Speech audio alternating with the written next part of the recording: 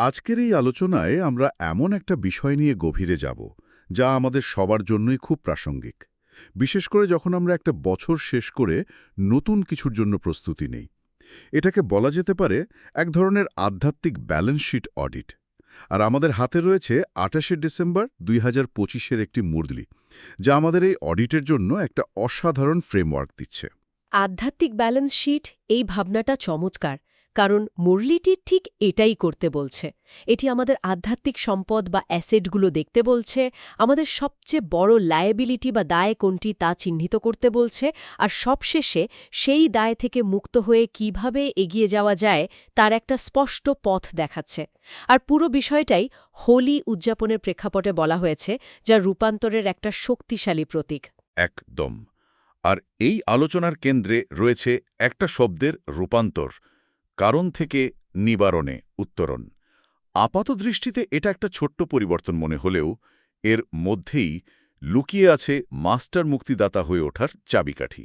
ব্যাপারটা আমাকে সত্যি ভাবাচ্ছে, একই উৎস থেকে শক্তি পেয়েও আমাদের ফলাফল কেন এত আলাদা হয়। এর গভীরে না গেলেই নয়, চলুন শুরু করা যাক। মুরলিতে একটা খুব আকর্ষণীয় বিষয় বলা হয়েছে যে বাপদাদা সকল বাচ্চাকে একই সময়ে একই রকম জ্ঞানের ভাণ্ডার দিয়েছেন, কিন্তু প্রত্যেকের জমার খাতা আলাদা। এটা কিভাবে সম্ভব? যদি উৎস একই হয় তাহলে সঞ্চয় ভিন্ন কেন? এটাই তো সবচেয়ে গুরুত্বপূর্ণ প্রশ্ন, আর এর উত্তরটা খুব সূক্ষ্ম। মুরলী বলছে, আসল ব্যাপারটা হলো আমরা কি পাচ্ছি সেটা বড় কথা নয়, বড় কথা হলো সেটাকে কিভাবে জমা করছি। আর জমা করার পদ্ধতির মূলে রয়েছে দুটি শব্দ, নিমিত্ত এবং নির্মাণ। নিমিত্ত আর নির্মাণ, এই দুটো শব্দ আমরা প্রায়ই শুনে থাকি। এটাকে একটু সহজভাবে ব্যাখ্যা করা যাক। নিমিত্ত হওয়া মানে কি? নিজেকে কেবল একটা মাধ্যম ভাবা? ঠিক তাই। একটা খুব সহজ উদাহরণ দেওয়া যাক। ধরুন একটা বিশ্বমানের মাইক্রোফোন। তার কাজ হলো শব্দকে নিখুঁতভাবে গ্রহণ করে পৌঁছে দেওয়া। মাইক্রোফোনটা যদি ভাবতে শুরু করে গানটা আমিই গাইছি, তাহলেই সমস্যা। নিমিত্ত হওয়ার অর্থ হল নিজেকে সেই নিখুঁত যন্ত্র বা মাধ্যম মনে করা, কর্তা নয়। আমি করছি এই অহংকার যেই মুহূর্তে আসে, জমার খাটায় ঘাটতি শুরু হয়ে যায়। আর নির্মাণ হল সেই অহংকার শূন্য অবস্থা। এই দুটি গুণ যার মধ্যে যত বেশি, তার আধ্যাত্মিক অ্যাকাউন্টে জমা তত দ্রুত বাড়তে থাকে। আচ্ছা, বুঝতে পারছি। তার মানে এই আধ্যাত্মিক সঞ্চয়টা আমাদের কর্মের চেয়েও বেশি আমাদের কর্মের পেছনের ভাবনার ওপর নির্ভরশীল। আর এই ভাণ্ডার তো সাধারণ কোনো ব্যাংকের টাকার মতো নয়, যা আজ আছে কাল নেই। বলা হয়েছে এটি অবিনাশী ভাণ্ডার, যা অনেক জন্ম সাথে থাকবে। একদম। আর এই অবিনাশী ভাণ্ডার যার পূর্ণ থাকে, তার জীবনে এক অদ্ভুত স্থিরতা চলে আসে। এখানেই নিশ্চিন্ত বাদশাহাত ধারণাটি আসছে। যার আধ্যাত্মিক ব্যাংক ব্যালেন্স ভরপুর, সে হয় নিশ্চিন্ত। তার মনে কি হবে বা যদি এমন হয়, এই ধরনের চিন্তার কোনো জায়গায় থাকে না। এটা জাগতিক ধনসম্পদের ঠিক বিপরীত, তাই না? আমরা তো দেখি যার যত বেশি জাগতিক সম্পদ, তার দুশ্চিন্তা তত বেশি। সেটা হারানোর ভয়, সেটাকে আরও বাড়ানোর চিন্তা। কিন্তু এই ঈশ্বরীয় ভাণ্ডার ব্যক্তিকে সম্পূর্ণ নিশ্চিন্ত করে তোলে। ঠিক ধরেছেন। জাগতিক ধন দুশ্চিন্তা বাড়ায়, আর ঈশ্বরীয় জ্ঞান ধন নিশ্চিন্ত করে। যার ভাণ্ডার পূর্ণ, তার মুখমণ্ডলে, তার আচরণে এক আধ্যাত্মিক গৌরব বা নেশা ফুটে ওঠে। তার ভেতরের সংকল্পটা হয় খুব শক্তিশালী, যা হচ্ছে তা ভালো, আর যা হওয়ার আছে তা আরও ভালো হবে। এই নিশ্চিন্ততাই হল নিশ্চিন্ত বাদশাহর পরিচয়। তাই মুরলিতে বলা হয়েছে, নিজের হৃদয়ের আয়নায় নিজেকে দেখো আর প্রশ্ন করো, আমার মুখে কি সেই বাদশাহর মতো নিশ্চিন্ততার ঝলক আছে, নাকি এখনও চিন্তার কোনো সূক্ষ্ম রেখা রয়ে গেছে। এই চেকিং বা অডিটের কথা যখন উঠলই, তাহলে আমাদের অ্যাসেটগুলো একবার ভালো করে দেখে নেওয়া যাক। মুরলিতে বিশেষভাবে ৩ ধরনের খাতা বা অ্যাকাউন্টের কথা বলা হয়েছে। এগুলো ঠিক কি কি? এগুলোকে কি আমাদের আধ্যাত্মিক পোর্টফোলিওর বিভিন্ন অংশ বলা যেতে পারে? হ্যাঁ, আধ্যাত্মিক পোর্টফোলিও বললে বুঝতে খুব সুবিধা হয়। প্রথম অ্যাকাউন্টটি হল স্ব-পুরুষার্থের খাতা। এটাকে আপনি আপনার পোর্টফোলিওর সরাসরি বিনিয়োগ বা ডিরেক্ট ইনভেস্টমেন্টের সাথে তুলনা করতে পারেন। অর্থাৎ আমি নিজে কতটা নিয়ম মেনে চলছি, কতটা সময় ঈশ্বরকে স্মরণ করছি, কতটা জ্ঞান নিজের জীবনে ধারণ করছি, আমার ব্যক্তিগত প্রচেষ্টা বা সাধনার ফল সরাসরি এই খাতায় জমা হয়। এর নিয়ন্ত্রণ সম্পূর্ণ আমার হাতে। বেশ, তার মানে এটা হলো আমার নিজের পরিশ্রমের ফল। তাহলে দ্বিতীয় অ্যাকাউন্টটা কি? দ্বিতীয়টি হল আশীর্বাদের খাতা। এটা খুব সূক্ষ্ম এবং আকর্ষণীয়। এটাকে বলা যেতে পারে আপনার সোশ্যাল ক্যাপিটাল বা গুডউইল। এই খাতা তখন বাড়ে যখন কেউ নিজের সংকল্প, কথা ও কর্ম দ্বারা নিজে সন্তুষ্ট থাকে এবং অন্যদেরও সন্তুষ্ট রাখে। যখন আমার কোনো কথায় বা কাজে অন্য একজন আত্মা মনের শান্তি পায়, খুশি হয়, তখন তার হৃদয় থেকে যে ইতিবাচক শক্তি বা আশীর্বাদ নির্গত হয় তা সরাসরি আমার এই খাতায় জমা হয়। তার মানে আমার ভেতরের শান্তি আর বাইরের সম্পর্কগুলো কতটা সুস্থ তার একটা সরাসরি প্রতিফলন এটা।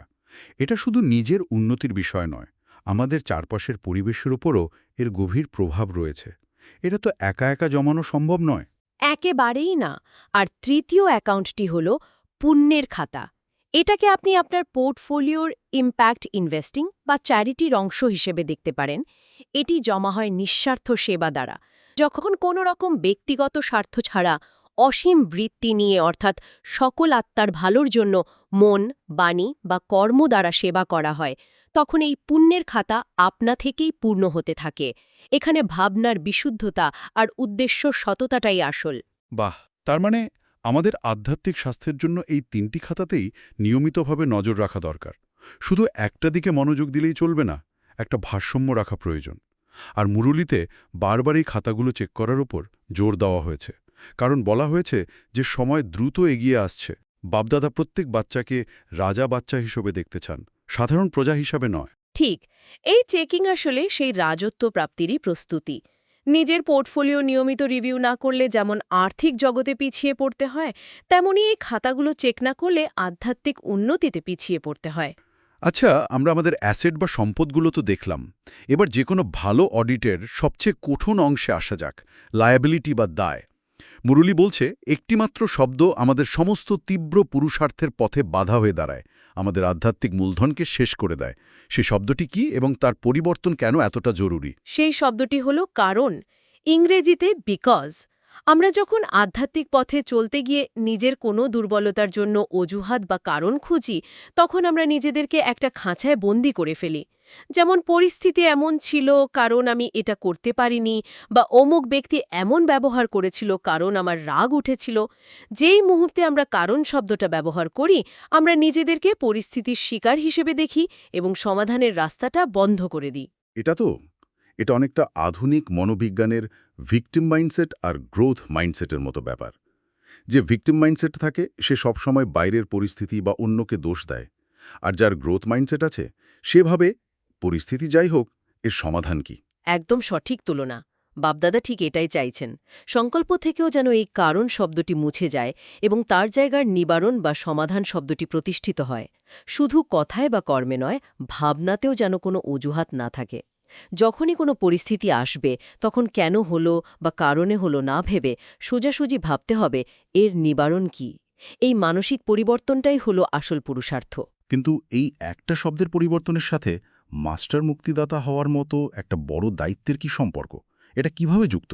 সম্পর্কটা অত্যন্ত গভীর।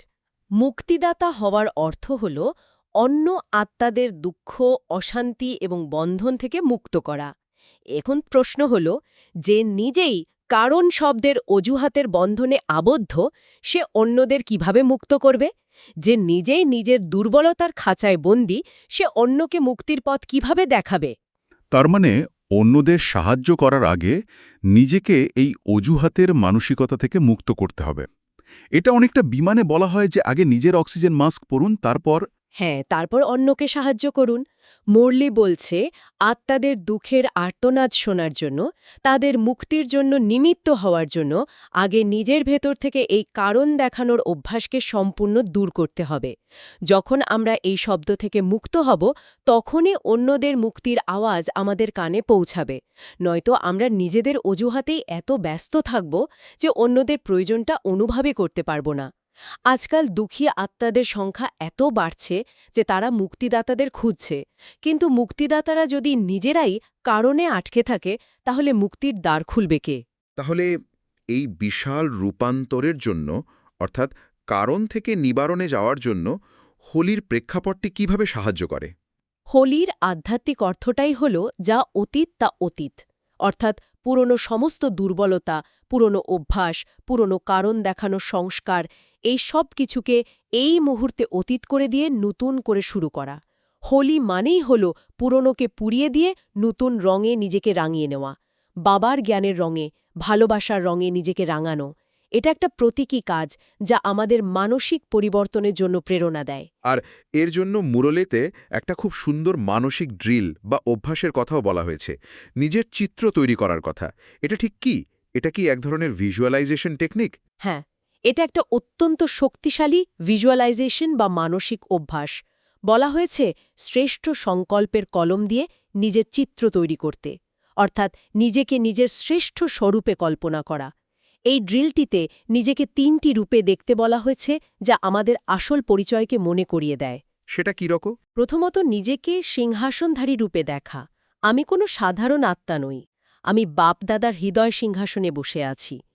এর থেকে বড় কোনো সিংহাসন বা সম্মান হতে পারে না।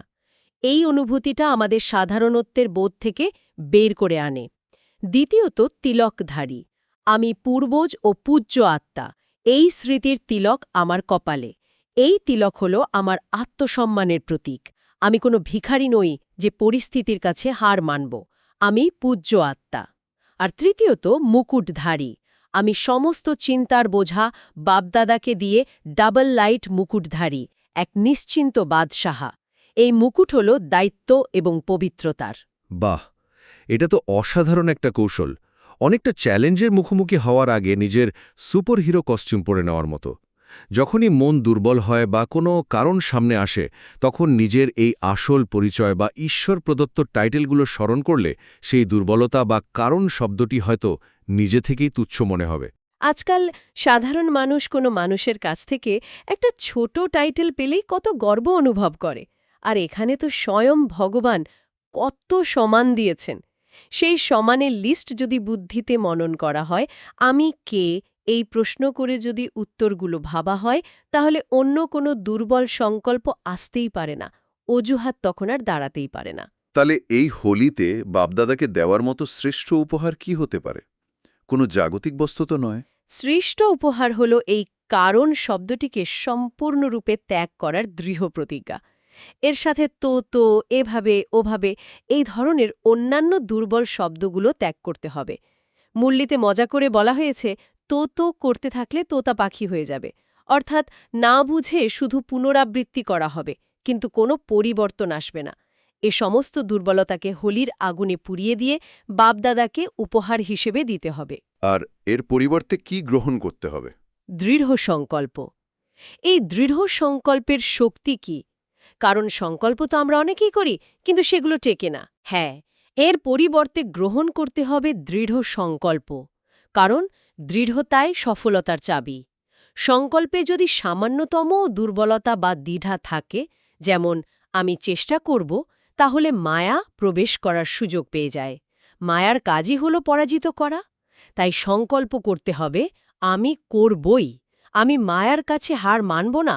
আমি বাবার গলার বিজয়মালার দানা, এই নেশায় থাকতে হবে। এই নেশা শব্দটা খুব গুরুত্বপূর্ণ।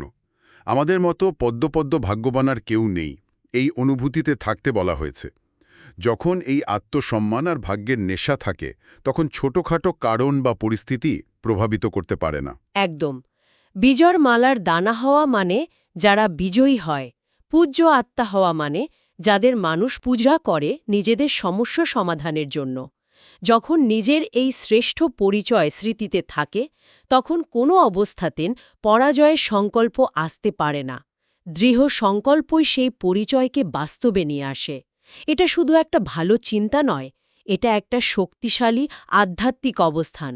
তাহলে আজকের এই গভীর আলোচনা থেকে আমাদের আধ্যাত্মিক ব্যালেন্স শিটের একটা পরিষ্কার ছবি পাওয়া গেল। আমাদের অ্যাসেটগুলো হলো স্বপুরুষার্থ, আশীর্বাদ এবং পুণ্যের খাতা, যেগুলোকে নিয়মিত পরীক্ষা করতে হবে। আমাদের সবচেয়ে বড় লায়াবিলিটি বা দায় হল কারণ দেখানোর অভ্যাস, যা আমাদের আধ্যাত্মিক মূলধনকে শেষ করে দেয়। আর এই দায় থেকে মুক্ত হওয়ার উপায় হল হোলির মতো পুরনোকে পেছনে ফেলে নিজের শ্রেষ্ঠ আত্মস্বরূপে, অর্থাৎ সিংহাসনধারী, তিলকধারী ও মুকুটধারী রূপে স্থিত হওয়ার দৃঢ় সংকল্প নেওয়া। যা মুরলির স্লোগান থেকে উঠে এসেছে। যখন তোমরা সম্পূর্ণতার অভিনন্দন উদযাপন করবে তখন সময়, প্রকৃতি আর মায়া বিদায় নেবে। এটি একটি গভীর আধ্যাত্মিক অবস্থা। আজকের আলোচনার পর আমাদের শ্রোতাদের জন্য প্রশ্নটা হল, সম্পূর্ণতার সেই উদযাপন আসলে কি? সেটা কি কোনো বিশেষ মুহূর্ত, নাকি একটা নিরন্তর অবস্থা? আর কিভাবে সেই উদযাপন স্বয়ং সময়, প্রকৃতি এবং আমাদের ভেতরের দুর্বলতা বা মায়ার ওপর আধিপত্য স্থাপন করতে পারে? এর উত্তর হয়তো আমাদের নিজেদের পুরুষার্থের মধ্যেই লুকিয়ে আছে। ওম শান্তি।